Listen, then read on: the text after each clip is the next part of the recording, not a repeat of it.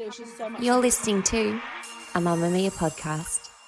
Mamamia acknowledges the traditional owners of land and waters that this podcast is recorded on.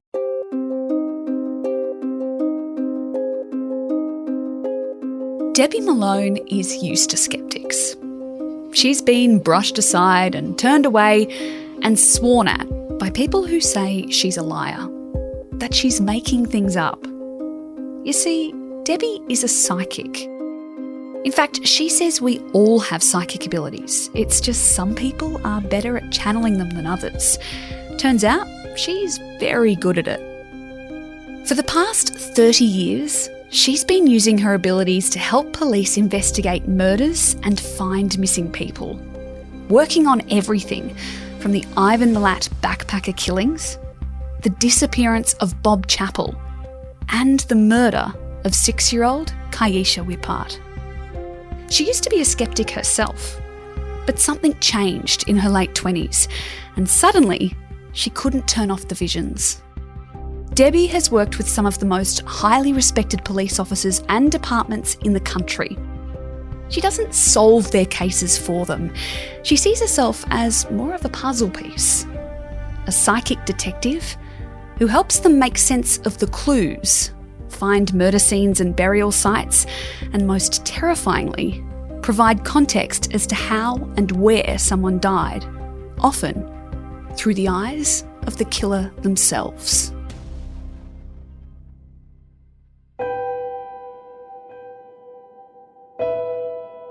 I'm Gemma Bass, and this is True Crime Conversations, a Mamamia podcast exploring the world's most notorious crimes by speaking to the people who know the most about them.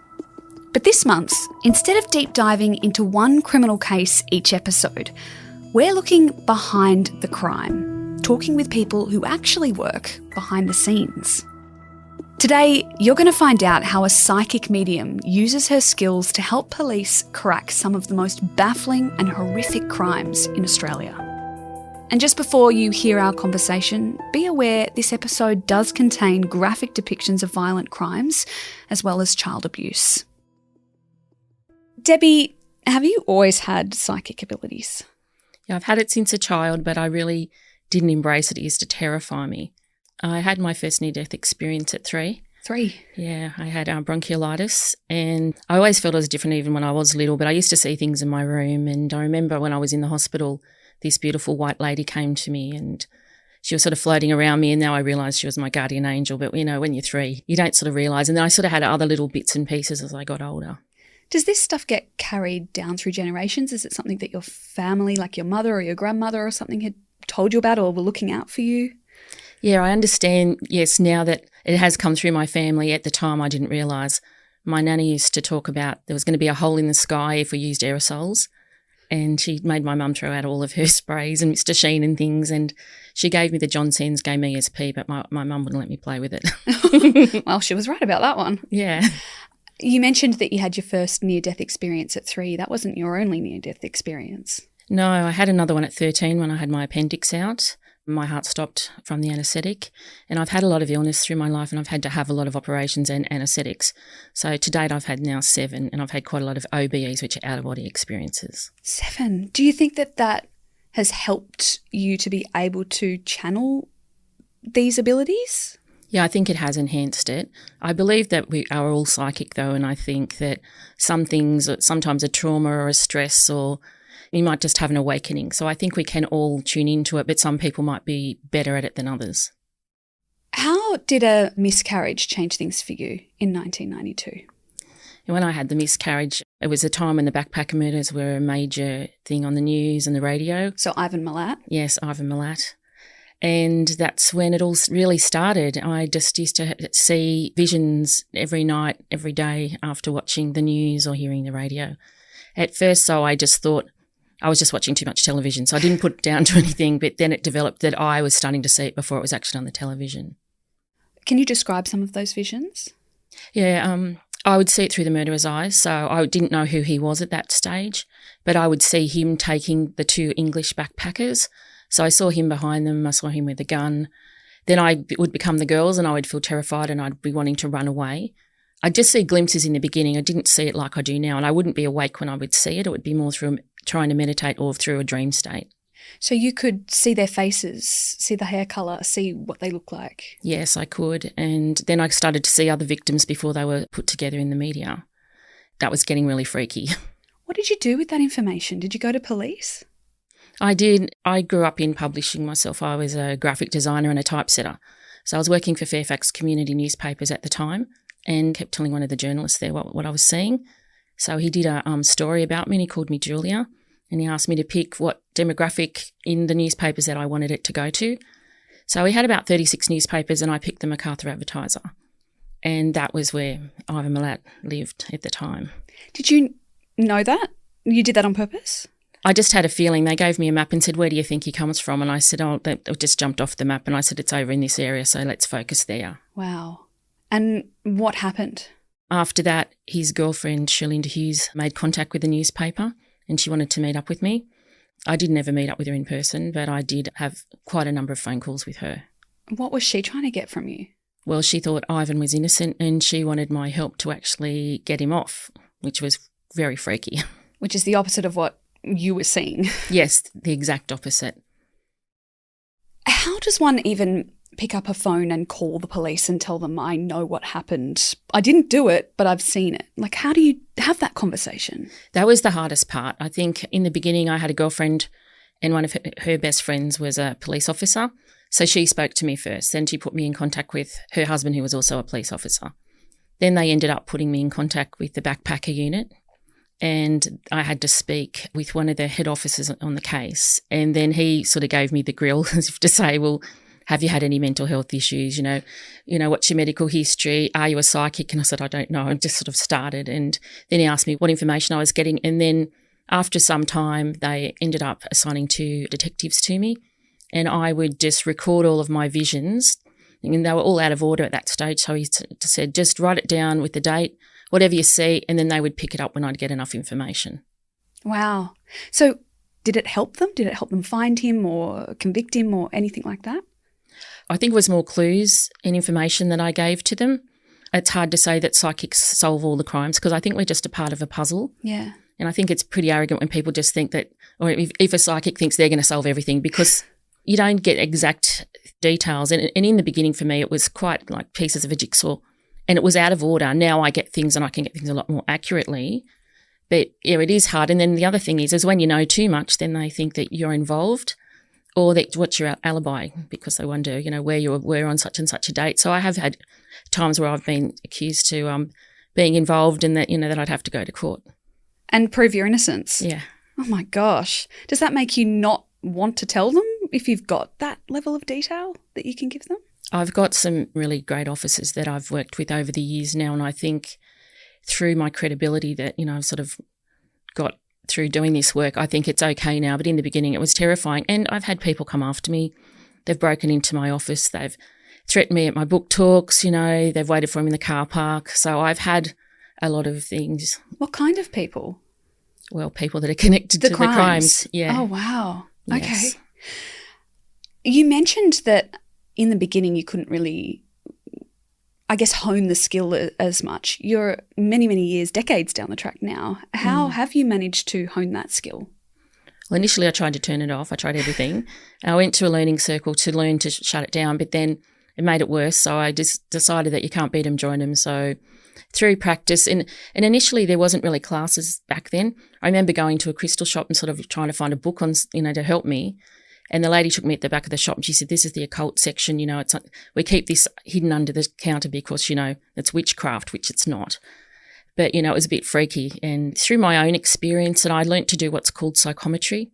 So psychometry is soul measuring or soul reading. So from holding an item, I would hold that and I would become the victim or I can be a witness. So I can actually see or feel things from holding that on. It's like watching TV, well, not TV, but like watching a vision through your hands. I know this sounds silly, but when you're holding an item, do you close your eyes? Do you where do you see it? Is it in front of you in the room?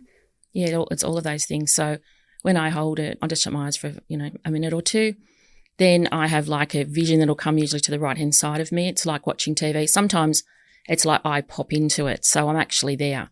sometimes when I'm on a crime scene, I'll see it when it's all been cleaned up and, it might have even been renovated, but I can actually be standing there and it'll take me back in time and I can be seeing the murderer do the crime. I can be the victim being murdered or raped or stabbed. I know that you've been doing this for a while now, but do you get apprehensive before you touch an item, not knowing where you're going to go? Yeah, it is a little bit nerve-wracking, and it's also about wanting to be giving them the best and most accurate information possible. I think it's more a matter of that. How often do the police call on you? And is it specific teams? Is it individuals in the force? It just depends, I think. With COVID, there's not been so much. Sometimes it'll come through a family. I try not to work on a case unless the police are involved because of my own personal safety and danger. Because sometimes some of the people that have come to ask me to look into something, they're involved in the crime. Gotcha. And so if I know too much, then I'm going to be a threat. So I would prefer to work with the police. And by the sounds of how this all started, you didn't make a conscious effort to actually involve yourself in the crime side of things and the missing person kind of things. Like, that's a very specific area of being psychic, isn't it? Yeah, it is. It was very eye-opening for me. I wasn't someone who would like to watch true crime at the time, and, I wouldn't like to watch murders because it wasn't my thing. But now it's turned around and, and seeing things, and sometimes I can watch the news and see something and then I can see kind of what's happened to the person. I was going to say, can you even watch a true crime documentary without seeing something now? No. So you just don't watch that if you want to, have a peaceful night. Yeah, well, sometimes I think if I've got information that might come through, then that's good. But I only really choose to work on cases if I'm asked to by the police or they're going to work with me, because it's hard working with families. They don't need to know the gruesome details of what happened to their loved one. I want to talk a bit more about, how you became involved with the police force, because the police, by nature of their profession, are very black and white people. Mm-hmm. How did you gain their trust? Oh, it took quite a while, and some officers have been extremely wonderful and some have been extremely rude. One asked me to go and work on a case down in Young, but he said to me if I found the body, then he was going to arrest me because I must have done it, because I would have to have known where it was. So he asked for your help and then turned it back on you? Yeah, so I didn't bother going. Yeah, no. And I do all my work pro bono as well. So it's not like I'm getting anything out of it financially, not that I'd want to. I feel it's more a matter of, helping loved ones. They need to know what's happened to their loved one, or at least be able to, put them to rest and have a place to sort of honour them. To give listeners an idea, on your website you've got some testimonials from, former detectives, sergeants. They say things like, Debbie's insights into the criminal mind are shocking and very real, and things like, she is the real deal. But there would still be plenty of cops that wouldn't support your work. Yeah, a lot of the time, the police say that they don't work with psychics, but they do. And each state's the same thing, but I've worked on cases in all states bar South Australia. There will also be a lot of listeners that are sceptics. You said you were one yourself. Of course. What's it like to have a job where people are constantly questioning if it's real? Yeah, I think it's not for me to change their minds. It's more a matter of opening their minds and letting them make their own decision. And I think sometimes people need to have their own experience, because I was a skeptic. My friends would go and have readings and I wouldn't go and have a reading. And here I am, that's what I do. So it's kind of strange. But I think once we have our own personal experience or personal awakening, a lot of the time it's when we lose a loved one as well, then we're looking for them and you're wanting to know, are they okay on the other side? And I think that's when things start to change with people. Let's focus on some of the cases that you've worked on. Yes. I want to start with Keisha. Yes. She was 6 years old. She was killed by her mother in 2010. Mm-hmm. Did the police reach out to you in that case? Initially, Keisha's family did. So her stepfather's brother and his wife, they came to me, and I was given Keisha's hat, which featured in a lot of the images of her. So it was the Dora the Explorer hat. Yeah. I remember it. Little bucket hat. Yeah, little bucket hat. So from holding that, I started to see the dreadful life that poor little girl had. And then two of the beautiful officers I've worked with in the past from the dog unit, they made contact with me when they were doing searches. I was supposed to go and search with them at different times, but then things happened and it didn't end up working out. But I would tune in through Google Maps and they'd be on location and I'd be sort of telling them what I was seeing when they were on the location. So sometimes we'd work that way. What were you seeing? Were you able to push them in certain directions? Well, I was getting all different things. With Keisha, I could smell like bushfire, like burning. I felt that there was BMX bike tracks near where she was. I could see big electrical stanchions, like, power line stanchions. I wasn't sure if it's a suitcase or a bag, but I thought she was put into a bag or a suitcase because I felt like she was all scrunched up. But then I felt that she was dead but hadn't been taken away from the property at first. I felt that she could have been in a garage or a shed or something closer to the house. And most of that, if not all of that, is what happened. Yeah, and it's dreadful to think such a beautiful little girl was just discarded. But I think the torture that I saw that she went through was the worst. Seeing her burnt with cigarette butts and her teeth being broken and her hair being pulled. The reason she used to wear the hats is to cover up the bald spots that she had, So when you're seeing Keisha, is it through her eyes? It was funny when she did come to me because my old office, I had this fairy tree and it was kind of like a fairy tree that was of remembrance because there's been lots of little ones that I've worked on. So some of the family members had given me these fairies, so I'd put them on the tree, and Keisha was fascinated with it. And she was whistling because I was doing a workshop and we were sort of tuning in and everyone could hear this little girl whistling. But instead of, when you whistle, you blow out, she was sort of doing it, sort of sucking in. That's how I whistle. Yeah. Yeah, that's what she was doing. Yeah. And everyone could hear it. And we went into the room and we were going, what's going on? And then we started to film in the room and you could see there was this energy around this fairy tree. And she was just delighted. It was just like she was just being a happy, healthy little child and playing with the fairies. It was really cute. And then from there, does she show you what happened to her or do you get flashes of what happened to her? Yeah, I got flashes of it and just about her life and even just the malnourishment, not being fed and wanting to go to school. She wasn't a naughty little girl. I think she was a busy little girl. And I think they didn't send her to school because then they would see, the injuries that she was sustaining. It was just, it was very heart-wrenching to sort of see that someone could do that to a little, beautiful little girl, especially when she was in a happy foster home prior. Then they took her back and then, we know what happened. Obviously you channeled her through her hat and she visited you. What happens after you've kind of finished talking to the family or the police? Does she still visit you or does she move on? Yeah, sometimes they hang around for a little while. I think it's more with getting the closure. But yeah, it's hard. It's sometimes for me, I sort of just have to let them go. Like it's visualising them going into the light and, being happy and, sort of evolving to the next stage. I have heard you talking about one person that does still kind of hang around, Chris Noble. Yes, he does. He's so cheeky. So for some context, Chris, he was killed in a bomb blast at a convenience store below the apartment where he lived in Sydney in 2015 and you met with his mother. Yes. What were you able to tell her? Oh, yeah, just different things about his travels and even about what had happened. But I think the hardest thing, he wasn't supposed to be moving soon and, he wasn't going to be there anymore. And, I think it's more about the love of the family and just about the cheeky things that he used to do. And like I was saying about a wolf, but it's because he used to play American football. So the team, I think they were called the Wolves. And, sometimes you see different colours of what their uniforms are and, different experiences. So in that instance, he was the victim of a crime. Yes. But you were mainly there to kind of give comfort to his family. Yes, I think it was more just to give messages. And sometimes there are sort of obscure things that you see or feel. And sometimes you think, oh, should I say that? That's a bit silly. But when you do, the person's eyes light up. And they go, how do you know that? And they go, only Chris and I would know that, or only, whoever it is I'm tuning into, only they would know that. So it might sound weird to you, but then when you vocalise it. Yeah, I've realised that the messages aren't for me. I'm just the messenger to give the message. The reason I brought Chris up is because you spoke to Mia on another podcast that we have called No Filter, and you mentioned that he was still around. You'd see him sometimes. That was quite a few years ago now. Yes. Is he still here with you? I don't pick him up as much as I used to, but I still have contact with his mum. Right. Yeah, so we've sort of made contact I made her a special little silver jewellery piece in honour of him for her. Does she see him now because of working with you? Yes, I think it's opened all the family up and, yeah, she does. She feels him around. And I think this is the thing that when we talk about are we all psychic, we do have different experiences. So sometimes we might have what's called clairalience, and that's when we smell something. So we might smell someone's aftershave or their deodorant or their perfume or their hairspray. So that's the thing a lot of us get, but it doesn't stay there all the time, or it might be a cooking smell.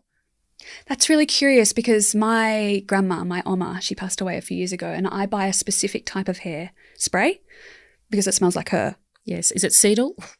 Yes. Yes. Stop. That's terrifying. Because I can smell it. I've got it in my hair. And I wear it every day because it reminds me of her. Yeah, well, that's part of our psychic abilities. Really? Yeah, we have quite a few different ones. We have clairgustance as well. These are quite rare ones we don't talk about a lot. But clairgustance is when we taste something, we might taste some food, so especially Christmas time. Mm-hmm. It might be the brandy pudding, it might be the baked dinner or their special dessert, and we have that taste or the smell, and we think of Christmas or we think of that time in the past. Music's another thing that brings back a lot of memories. You'll hear songs, and sometimes when we lose somebody, their favourite song just seems to keep appearing on the radio even though it might be 10 years old. So that's another way of them coming back to you.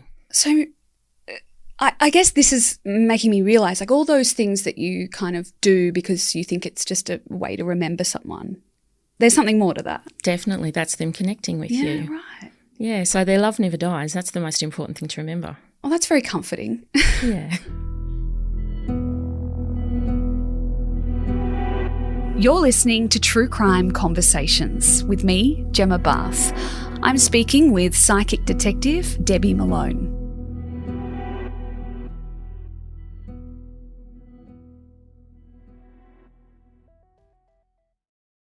Tell me about your involvement in the murders of Sydney nurses Lorraine and Wendy. That was in 1974, so a long time ago. Yes. How were you brought into that? I was on a program called Sensing Murder, and so I was flown up to Brisbane and then taken out to Toowoomba. We didn't really know anything about it. We were just, what they would do, they'd have 3 psychics on every episode. Only 2 would make it to air, so the 2 of the most common denominators would be the ones chosen. So I was given a little Victorian ring. It had a little seed pearls in it, and it had a little star and a little moon. And I was given that. That was on her body at the time she was murdered. So I held that and then told them what I saw. So they'd take you in studio for an hour. Then the next day they'd drive you up there. So they took us out to the back of Murphy's Creek and just said, all right, get out of the car. What do you see? And go and tell me what you get. And it was just horrific. It's one of the most horrific crimes I've ever worked on. And I've been to the location twice now with 2 different programs. And so I got out of the car and I was drawn into the bush, and I could hear them screaming and yelling. I could see them on the ground, and they'd been hog-tied. They'd been gang raped, both the girls, but they'd been, really badly bashed. I could see their belongings all around on the ground, even though they were no longer there. I could see an area where there was a bonfire had been, and there was still some of the remnants of that, even because I think I did that in 2003. So decades later. Yeah, and so there was still the remnants of the bonfire and some of the old beer cans. Then they took me down near this river. It was a dried up river when I was there. But they sort of showed me what had happened, and I sort of told them all about it and what the people looked like. Kept getting the name Snake and a tattoo with a snake, and that was the nickname of one of the perpetrators. Wow. That sounds like a really overwhelming scene to walk into. Oh, it's probably one of the most gruesome things I've ever experienced. And I've had a lot of contact with Eric Wilson, Lorraine's brother, over the years. I've been there twice. I went with a Japanese TV program as well. So we went up there about 5 years ago, and the area was there's a lot more vegetation there, and it had changed significantly. But some of those people that were perpetrators are still out, and the town hasn't changed. And it was really strange when we went the second time, because there was certain vehicles that I had seen in my visions, and one of them was a blue EH with a white roof and Venetians in the back. When we were up there in Toowoomba, this car drove past. The exact vehicle drove past. And it was like, in this time, that there's not many of those vehicles around. In the real world or the spirit world? Real world. So that was really freaky. That's freaky. And they kept showing me butterflies. And when we were filming some of the final bits for the episode, this big butterfly came and just landed on my head and then flew off right when we were filming, because I said, that's a sign with the butterflies. And they said, this is crazy. It's a butterfly from nowhere just came and landed on you. And I said, well, I think they're happy that we're here. I was really sick in 2018, 2019, and I had to go to St. George Hospital to have some scans. And I got a bit lost, and I got lost, but I thought I was, but I wasn't. And I went down this back way, and there was this memorial for both the girls. That you stumbled across? Yeah, I stumbled across. I didn't even know it was there, and I was like, oh, my God, that I felt like it was a sign that they were saying thank you. Wow. I wanted to talk about the disappearance of 2 Illawarra teenagers. So that was in 1979, and you worked on the case in 2010 or mid-2000s. In that case, there was a very sceptical police officer. I want you to tell me about him and how you changed his mind. Oh, he's so funny. Yeah, so Roger Mayer, he's now retired, but he was part of the dog squad. And I remember we'd already gone down to 7 Mile Beach because I could see it was a location near the water and the vegetation fitted. So they didn't really tell him and the other officer, Dave Cole, what I was. So I met them and they were having lunch. They were sitting there having Subway and they said, oh, come and meet the guys. I'm sitting there and Roger says, so what do you do? Are you a witness or something? And I said, oh, kind of. And Kath Flood was the detective that I was there with. And she said, well, maybe you should tell them, Debbie. And I'm like, oh, no, this is going to be awful. And when I told him, he said, I don't believe in this expletive. And it was like, what are you doing here? You're just going to waste my time. And I thought, uh-oh, this is going to be a bad day. And it was so funny because by the end of the day, well, we've been great mates ever since. How did you change his mind? We had this really strange experience. To this day, I'll never forget it. I was looking in the bush and what I would normally do, they'll give me some surveyor's tape, so it's like fluoro pink tape, and then I will go and mark off areas that I get psychic energy. So I was walking in and around and it was a really still day. It was around December, kind of this time of the year, so it was really quite warm and very still. And I got into this point and then I felt I was being chased. And it was like I became one of the girls and I was just running and I didn't know where I was going. I've never had this experience before. It's like I was taken over. And then when I went to come out, I couldn't find my way out. And then this big whirlwind of energy came around me and all these leaves were blowing up and it was just really strange. And Roger could see that I was a bit distressed and he sort of said, what are you doing in there? And he came in to get me. And when he did, the same thing happened to him. And it was around us and it was just swirling. And he said, I don't know what happened in there, but he says, after all these years of being a cop, I've never had that before. But he experienced it as well. And he saw it. He didn't just feel it. No, yeah, he saw it. And apparently one of the areas I marked off, I only just found this out, was it last year, the year before, that there was another woman that had been murdered in there by her husband and she'd been hung in there. So the area that I had picked up and tagged off, it wasn't to do with those girls, it was to do with another murder. Yes. There's like a whole other chapter to what's gone on with that because a lady contacted me about 4 or 5 years ago because I did the identikits of the perpetrators. Because you saw them, so yes, you could draw them. Yeah, so I did them and then they released it into the Illawarra Mercury. So quite a few people contacted me. And one lady contacted me and unfortunately she passed at the beginning of the year and I'm so devastated. They never interviewed her. Oh. And then it's hard to because with the officers they've been moved into different sections and so that it's gone to a different part now. But this poor lady, she was picked up at the same location with another girl and she said to me that they had taken her to the farm. And the farm, it used to be a surfing area and she said that she was taken down there and it was a 2-door car and one of the men in the identikits matched. And she said that she used to live in Sydney and she'd go down on the weekends and stay in the caravan park with her mum and dad. And she told her mum and dad they were going to the movies, but they weren't. They went to this fellowship thing and then the girl that she'd met there, she knew her through the fellowship, but this girl was a local. So they got this lift from these boys. And then they drove them down to the farm and then she was getting quite nervous and she said that one of them turned around and he had a knife and he said to her that he was going to rape them, then he was going to kill them. But the other guy in the car was not so happy about that happening, so he pulled the seat forward and they ended up getting out and then the 2 guys ended up having a fight. So she said she ended up with the other girl and they hid in the bushes for some time and they got back. So have those men been caught? No, well, there's more to the story. Oh, gosh. I need to write. I haven't written this down. There was this memorial about the farm because the farm is now a national park that people used to own the property.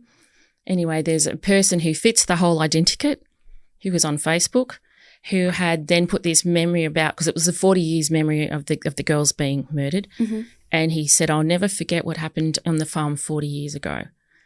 And then I started to track back and I found his photos. And the person who he was connected to, we've got them, but nothing's been done. So you know who it is? Well, I'm pretty sure. I can't say I'm 100%, but I'm pretty sure, yes. And nothing's been done yet. That must be so frustrating. Oh, you have no idea the frustration I've gone. I've gone undercover down in Victoria on another crime, actually sat with the perpetrator for 2.5 hours, and then there's nothing being done. And this perpetrator has sent me over 1,500 pages of information about this very big crime down there, and it's all been passed to police, and it's just nothing's happened. Is it because what you do is hard to prove?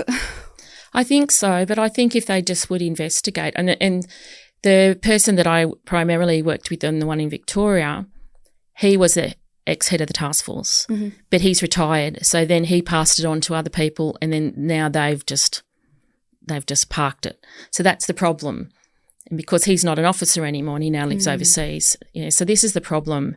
And it's also, I can't blame the officers. I think it's money, and because these crimes are so old, how many people go missing a day? And so many new crimes. Yeah, so I think they probably put their resources into what they think they've got more option of solving. But it still makes it difficult for the people of the ones that are lost. Of course. And, you knowing that they're still out there. It's very, very frustrating. And it was quite frightening too, sitting for 2.5 hours with this guy, and he was very odd, and telling me in particular what one of the victims, how her hair was at the time. And he was going on and on about her hair was different to the images in the photos that the media had. He knew what underwear she had on. He knew a whole lot of things. And it's like, I hadn't thought about that. You would sit or see through the eyes of some pretty horrible people. You do. It can be quite frightening. And sometimes people have just come for a reading. And then when you see what that person does, you have to be extremely careful because... Oh, so you can tell sitting across from someone if they're a bad person. Yeah. Does it give you any insights into how evil works, how these people's minds work? Yeah, it does. I think sometimes it's hard to think that they're using their intelligence in bad ways instead of good ways. But I suppose we're all different. We're all wired differently. You wonder what happened to that person to make them think that way, or why do they think inflicting pain or harm on someone is okay? Or what happened to them when they were growing up, or, what did they experience to make them that way? Had they gone through trauma themselves? So you would get an insight, I would say, a lot of murderers, not all murderers, but there are a lot of murderers that are psychopaths. Yes. So you would be able to see what it would be like to be without empathy. Yes, and I think that's really hard. And sometimes for me, you just see the eyes just go black. It's just there's no feeling. But I also see the other side of it where they have a lot of enjoyment out of it too, and I think that's very, very sad and sick. We've touched on a lot of the kind of more prominent cases that you've worked on, but is there any other crimes or cases that have stuck with you over the years? Yes, Neve May, that's been one of the cases, and it really upsets me that I'd never found her. She came to me. I used to work on these Haunted Sydney tours that were in Sydney quite a few years ago. There used to be a hearse called Elvira, and I used to drive around the city, and they'd go to all the haunted locations, and they'd get me to do readings for everybody between each location. Oh, gosh, that's a lot of pressure. That's a lot of energy. And it used to take off from around here, so around King's Cross. So I did a tour, and then the next night I had this dream of this young girl, and she was in a hearse, but the hearse didn't have a roof on it, which was a bit crazy. But I saw her, and we were sitting at the lights, and she was beside us. So I was in Elvira, the other hearse, and I looked over and I saw her with this man with this really dark hair and dark eyes, and I saw the young girl, and I thought, I just don't want you in the car with him. I didn't know why. I didn't even know who she was. But I just thought, I want you out of the car. There's something bad's going to happen. And I didn't think anything of it. 2 weeks later, on the news, there was a missing persons case, and the person that they showed was the young girl of the dream. Oh, wow. And one of the detectives I'd worked with on the backpacker murders was in charge of the case. And that's so you knew you could reach out. Yeah, so that's the only reason I contacted him. And she was last seen in a hearse, and I thought, well, it's too many similarities. What happened to her? So she was working, sort of having a gap year, and she was working down at Batlow picking apples, and she'd met this guy down there that was working there as well, and he was a bit of an oddball, and she sort of befriended him. He took her out in the hearse and he killed her down in the forest, and her body's never been found. And he was arrested. He'd raped somebody else up in Queensland, and he ended up absconding from the police, and he jumped off the multi-level car park and killed himself. So he'll never be able to. No, so he's never arrested. And when I've gone down there on the location, he's been there as well, which was very strange. Oh, his spirit. Yeah, so he followed us down there because there was a certain area that I'd gone to because I'd never been there before. And the police sort of said to me, okay, well, here's a map. Where do you want to go? And I'd had these visions that we had to pass an area with black and white cows, and there's only one area down there where the cows are. And then we got so far down and then there was a washout of the road. So then we had to go around another way. But I ended up taking them I could guide them down there. I'd never been there before. And then we stopped on this side of the road near this bush where it was kind of where I thought she could be. But unfortunately, we haven't found her, but I thought she could be around there. And then they got a photograph out and it was of him and her leaning on the hearse right where we were standing. Oh, creepy. Yeah. But then I'm so upset because her family are absolutely beautiful and I feel I let them down. Especially because you could see the exact area. So it's kind of like, what am I missing? Where is she? Yeah, and I think this is the hardest part. It's like connecting the dots. And it's not always, it's 5 Smith Street under the floorboards. And I think that's the thing. People get annoyed and people say, well, and to be honest, I've never found a body, but I can tell you, I can profile them and tell you what they do, what they look like. I've done quite a lot of identikits. I did the identikits for the Claremont serial killings. Yeah. And when he was arrested, we did one of what he would look like at the time he did it. And then we did an aged one when he was arrested. Very, very similar. Hair's a little bit curlier, but facial expressions, everything was pretty dead on. You mentioned you'd been to court. Was that ever as a witness? Yes. So the Teacher's Pet podcast, that's been very... You went as a witness in that case? Mm. Why? Because I worked on that case in 2003. Mm-hmm. So initially I was out in the garden and I was doing some gardening. My husband was watching a replay of Australian Story and he said, Deb, you better come in here, have a look at this. And it was only about the last 5-10 minutes. And I came in and then it was about Lynn Dawson. And then I started seeing all these things. So then I contacted the ABC and then they put me in contact with the family and Damien Loon, the police officer on the case. So then they arranged that I would go to the family's house and they did a video, like the police media unit did a video of it. And I told them, what I saw. And then I'd sort of said some like a location where I thought it would, where she is, which they still haven't searched that part. But anyway, because we went to the house and we were supposed to go back with the dog squad and we never did because Damien was transferred into another section into the major crime unit. Where do you think Lynn is? Well, unless he's moved her, I think she's at the back of the property because there's a big rock at the back of the property. And I don't know if it's there now though because they have developed. It's been a long time since I've been there. So you think he might have initially put her there? Yes. So not at the front near the pool, I think at the back of the property. And he's also built retaining walls. So whether or not she was there, but there was a big rock and she showed me about that. Because there was a lot of focus on digging up the pool. Yeah, digging up the pool, yes. But you think it's further back? I think it's further back. And when I had to go to court, not last year, the year before, I had to sit in front of him and say where I thought the body was and he looked very uncomfortable. Did he? Mm. On this show, we tell crime stories in a way that hopefully focus on and honour the victims. Many of them have had horrible deaths, which we've talked about. Is there any insight you can give us into what it's like once they're dead? Is it better? Is there any pain there? What happens once the horrible thing has happened? I think the main pain for them is seeing us suffer here on earth. I think that's more what they worry about. And they try desperately hard to give us proof that life exists beyond this life. And I think they want us to live, and I think that's the hardest part. But sometimes they become earthbound, so I find that can be difficult because they want their story told or they want the truth to come out. So sometimes they will hang around for that side of it. But they're not feeling that pain anymore when they are passed. I think it's more the suffering that they see the families go through because so many families really fall apart after they've lost a loved one, especially if it's a child. Mm-hmm. Sometimes families only focus on the child that's lost and not the living ones. So that can make it very difficult. So it's a very hard time for everybody. There's a lot of missing people out there. I wanted to ask you because there's some cases that keep coming up and up and up, and one of them was William Tyrrell. Yes. Does he come up for you?